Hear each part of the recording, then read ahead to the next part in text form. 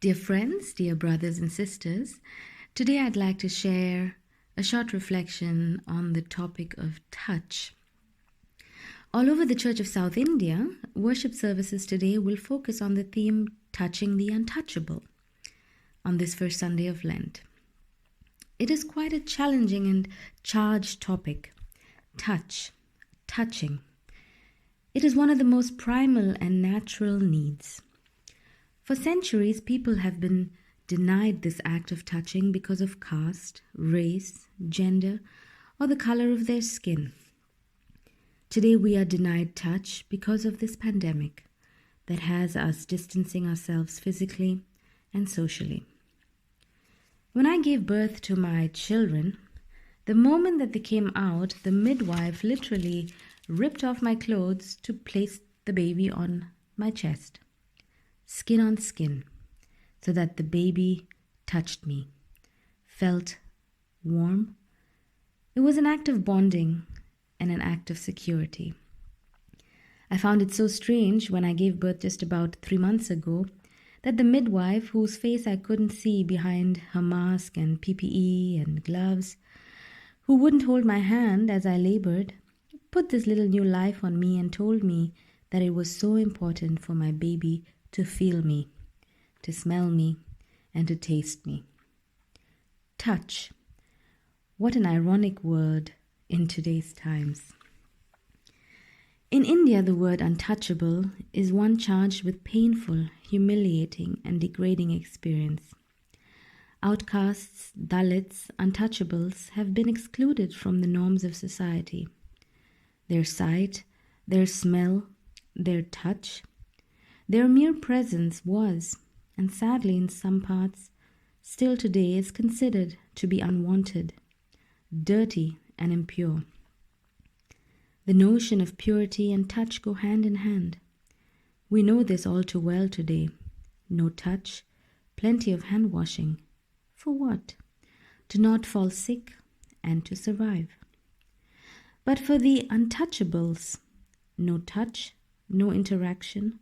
For what?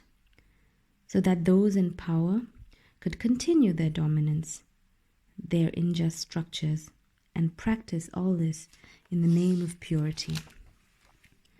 Touching the untouchable. As I read and heard many sermons from pastors this Sunday, one message from my father got me thinking. When one preaches on a topic touching the untouchable, one presupposes and assumes that there are untouchables. Theologically, this is problematic, as in God's eyes, all creation is equal and touchable. Though philosophically one can agree to this point, reality is that our world still classifies people into varying degrees of untouchability. From not sharing a meal with a person from a different faith, from not marrying across caste and class lines, from not entering certain parts of a city, all these are conscious acts of exclusion, of untouchability. This notion that we will become defiled, corrupted, even endangered by engaging with untouchables is still quite predominant in our societies and most importantly in our mindsets. Through social reform and laws against untouchability, India may have come a way along in abolishing this practice, but sadly it is still present in various and differing ways in our lives. And not just in India, everywhere. We don't touch the homeless, we don't touch the sick, we don't touch the differently abled, we don't touch anyone who is different. About a month ago, a man who was homeless and lived by the subway station near my house died. For 3 days, no one noticed that he was dead. I had seen him many times, but I never really noticed him. I didn't touch him. I didn't talk to him. I may have smiled at him as I walked by, but for the most part, I went on.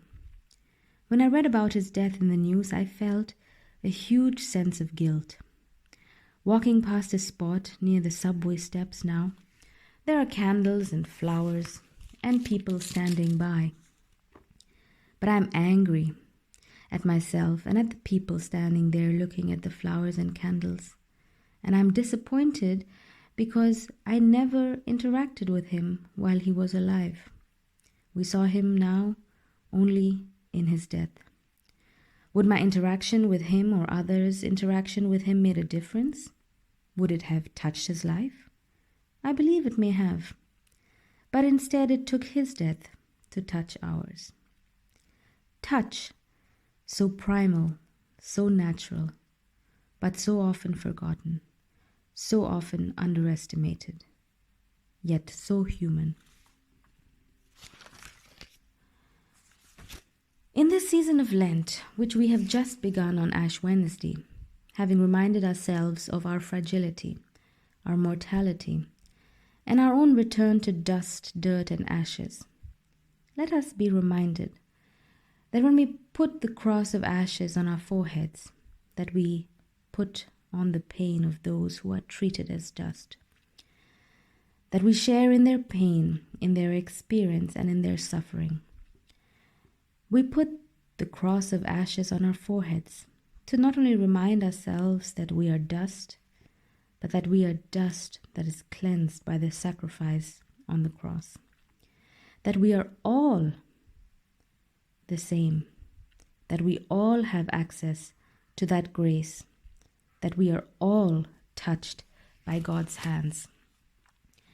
So let us spend this Lent reflecting on the dirt and the dust we have accumulated in our minds and lives. The numerous ways we untouch, exclude, and plain ignore people who are different. For touch, and many passages in the Bible where Jesus heals, begins with an act of touch. The woman who was bleeding, the leper, the little girl who was thought to be dead, all were healed through the acts of touch. And so let us also try to find ways, especially in these times of distancing and sanitizing and disinfecting, to touch those who are in need of it. Because by refusing to touch the untouchable, we refuse the touch of God. For it is in the act of touching that we touch God. Dear friends, I do hope and pray that you are all keeping well and healthy. Continue to take care of yourselves, and I look forward to speaking and hearing back from you. Have a good season of Lent and a blessed Sunday.